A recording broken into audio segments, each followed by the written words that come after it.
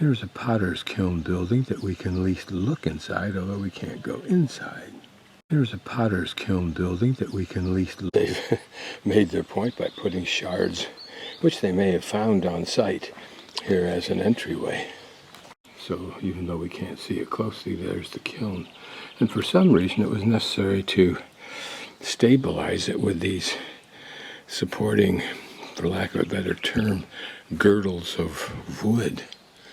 And maybe it's because the thing was continually expanding, or maybe there was tremendous pressure in there, I don't know. You'd crawl down in there and start a fire. Family home complex with an entry gate into what I think is perhaps just the working area of the homestead farm, if you will. There's someone taking advantage of the potter's building location with some pretty pottery. Hello. Hello. Home. Reasonably recent potter's wheel. You push it with your foot. Thing with that one. Serves the same function as the cross.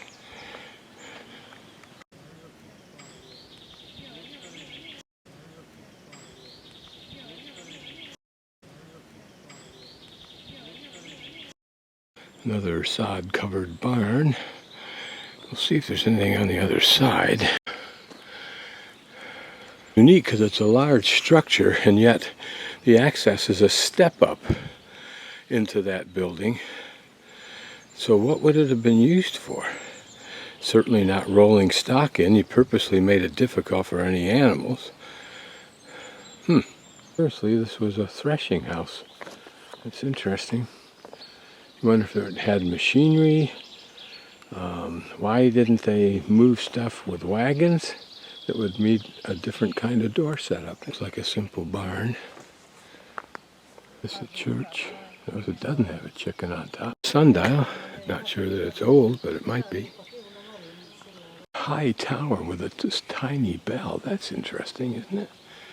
So it's under the philosophy that the more stuff you can get in the air, the higher up, the more you're closer to God. Imagine the differences in the worshiper's mindset between those who worshipped in this small, simple church versus those who worshiped in the grand cathedrals of Europe's cities. Confessional. Notice how they tried to make the simple ceiling pretty by painting it a light blue and embellishing it with stars. And of course this small but pretty candelabra would have been a high point.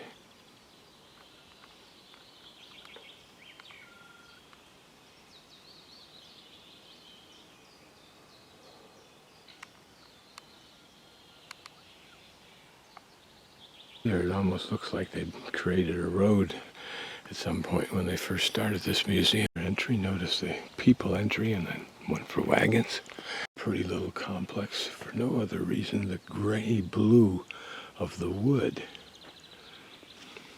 And notice here a newly thatched roof and this well mechanism, so you could drop that well down, and then with that shaft there with a rope on it you could pull the water back up. It was counterweighted. See that log there? Just the detail. The natural desire that our intellects have when we have the time to create that which is beautiful in our minds, perhaps because of the skill it requires. Mortar, making it easier for the woman to either churn butter or mortar stuff. And I wonder if they've chopped out the wood underneath just to make it lighter and easier for her to move about. Put her feet on there, and that made it easier. Decorated stove, which is interesting. And curtains suggest how they would have divided the room for its use. Hadn't seen that innovation. Makes perfect sense. I've seen this device here, but I don't know what it's for. That.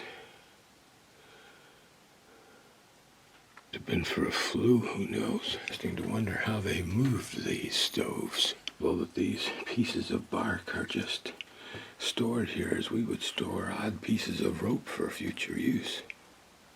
This is an 1830 storehouse.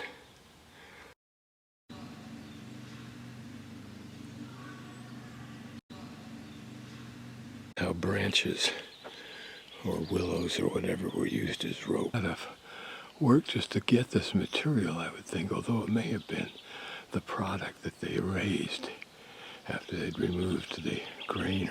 See how this has been added. And notice you could probably cut off chunks of this until you knew that you had exactly the weight you wanted. Which barrels are always interesting.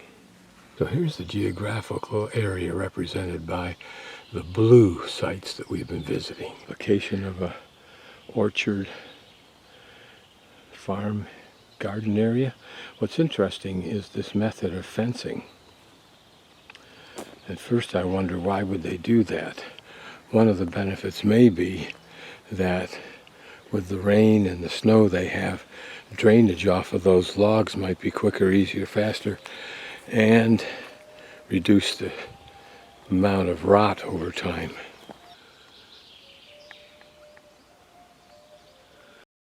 Combination bathhouse and summer cookhouse.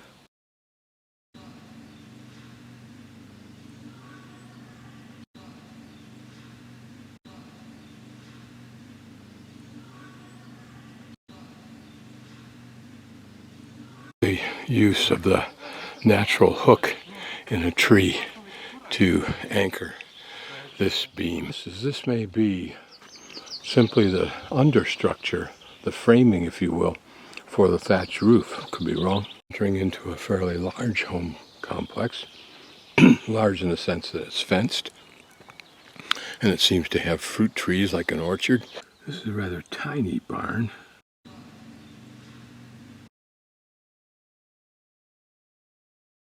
Idea what this was for. I guess we go find out. That's fascinating. An apiary, I think they call it.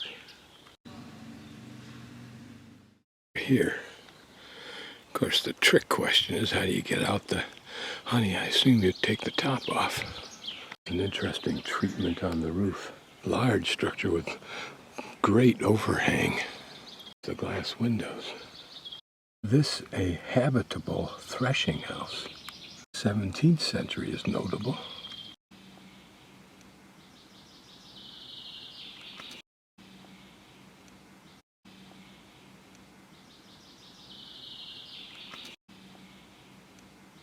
Notice a substantial hinge for these shutters. Closer look at how they tie the thatch on, as well as how they structure the entire framing. Just entered another compound. I'm assuming that's a storage house of some sort. Called a small building a barn, so maybe that was the initial use of a barn, was just storage of grain. Here were another large homestead.